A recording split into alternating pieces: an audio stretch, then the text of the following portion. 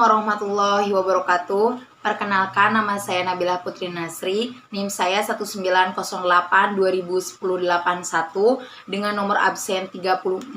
Saya kelas B pada jurusan Hukum Keluarga Islam, Fakultas Syariah Ekonomi Islam. Video ini diajukan untuk memenuhi tugas UAS pada mata kuliah Etika Profesi Hukum yang diampu oleh Bapak Ahmad Khairuddin LCMH. Selanjutnya saya akan menjelaskan materi ke-12 tentang etika profesi arbiter.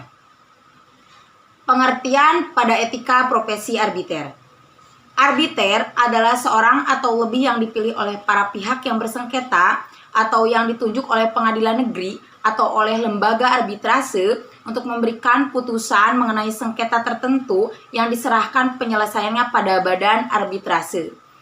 Menurut Undang-Undang Nomor 30 Tahun 1999 tentang arbitrase dan alternatif penyelesaian sengketa, arbiter adalah seorang atau lebih yang dipilih oleh para pihak yang bersengketa atau yang ditunjuk oleh pengadilan negeri atau oleh lembaga arbitrase mengenai sengketa tertentu yang diserahkan penyelesaiannya melalui arbitrase. Berbeda dengan profesi hukum lainnya seperti hakim dan jaksa, arbiter bukan merupakan pegawai negeri sipil karena arbiter bekerja untuk sebuah lembaga independen yang sama halnya seperti advokat.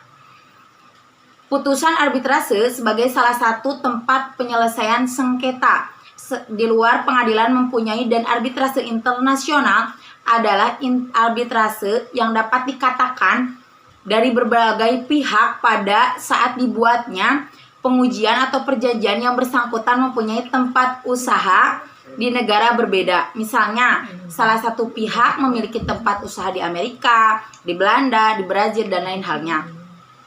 Menurut Sudargo Gutama memberikan batasan arbitrase. Apa saja batasannya? Batasannya adalah cara-cara penyelesaian hakim partikulir yang tidak terkait dengan berbagai formalitas. Selanjutnya adalah peranan arbiter dalam penyelesaian sengketa melalui arbitrase. Ada dua prinsip dasar arbitrase yang harus dipegang oleh arbiter.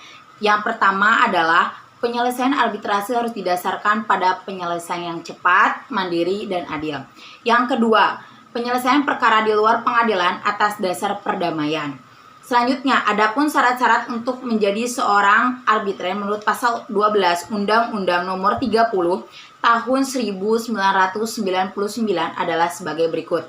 Yang pertama, cakap melakukan tindakan hukum. Yang kedua, berumur paling rendah 35 tahun. Yang ketiga, tidak mempunyai hubungan keluarga, saudara atau semenda sampai dengan sederajat kedua dengan salah satu pihak yang bersengketa.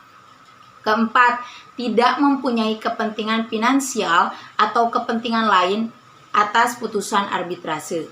Kelima, memiliki pengalaman serta menguasai secara aktif di bidangnya paling sedikit 15 tahun dengan ketentuan bahwa hakim, jasa, panitra, atau pejabat peradilan lainnya tidak dapat ditunjukkan atau diangkat sebagai arbiter. Lalu di dalam pasal 13 Undang-Undang Nomor 30 Tahun 1999 menentukan bahwa di dalam hal para pihak tidak mencapai kesepakatan mengenai pemilihan arbiter atau tidak ada ketentuan yang dibuat mengenai pengangkatan arbiter, Ketua Pengadilan Negeri dapat menunjukkan arbiter atau majelis arbiter. Arbiter memiliki hak dan kewajibannya, diantaranya yaitu: pertama, ia harus independen dan menunjukkan sikap tidak memihak lembaga atau institut di mana ia terdaftar sebagai fakta dan keadaan yang mungkin akan menimbulkan keraguan-raguan. Kedua, harus menyampaikan kepada para pihak, tentunya kepada lembaga atau institusi di mana ia terdaftar, agar para pihak memiliki sifat yang sangat sensitif dan ia tidak bersuuzon. Ketiga, tidak terikat menerapkan tata cara sewajar-wajar, menghargai dan menghormati prinsip perlakuan yang tidak memihak. Keempat, menyelesaikan dan memberi putusan dalam waktu sesingkat-singkatnya dan sesuai jangka waktu yang telah ditetapkan. Kelima, memelihara konfidensialitas para pihak juga setelah diterbitkan keputusannya. Keenam, selama pemeriksaan ia berhak memperoleh kerjasama yang jujur dan terbuka dari para pihak. ia tidak bisa dituntut karena proses arbitrase atau isi putusannya kecuali terbukti melakukan pelanggaran pidana.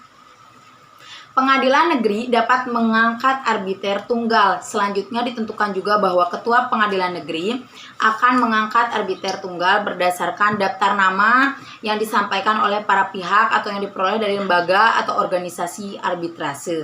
Sebagaimana dimaksud pada pasal 34 dengan memperlihatkan baik rekomendasi maupun keberatan yang diajukan oleh para pihak terhadap orang yang bersangkutan. Selanjutnya, kode etik dan pedoman tingkah laku arbiter. Kode etik dan pedoman tingkah laku arbiter adalah aturan tertulis yang harus dipedomani oleh setiap arbiter dalam melaksanakan tugas profesi sebagai arbiter dalam arbitrase yang diselenggarakan oleh Badan Arbitrase Nasional Indonesia atau BANI. Nah, dalam BANI tersebut, kode etik arbiter itu sendiri sudah dicakup secakup-cakupnya, bahkan lebih dalam mengenai kesimpulan tentang kode etik arbiter. Lalu, pedoman tingkah laku. Pasal 4 sifat-sifat arbiter, ada juga berbagai macam tentang jiwa-jiwa arbiter. Bahwasanya setiap arbiter harus memiliki sifat yang jujur. Begitu pula berbudi luhur dan berkelakuan tidak tercela. Selain itu, dia juga harus memiliki profesional. Karena seorang arbiter tidak mungkin memiliki ketidakjujuran. Selain itu, ia juga bijaksana dan berwibawa.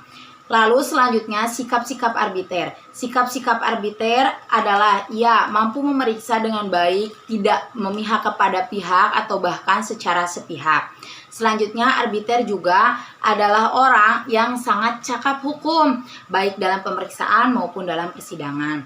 Selanjutnya, bersikap dan bertindak menurut garis-garis yang ditentukan dalam peraturan prosedur BANI. Mungkin cukup sekian materi dari saya. Mohon maaf pada video kali ini kurang maksimalnya penyampaian dari saya. Saya Nabila Putri Nasri mengucapkan terima kasih kepada Bapak dosen maupun teman-teman yang telah melihat video ini. Wabillahi taufiq wal hidayah. Wassalamualaikum warahmatullahi wabarakatuh.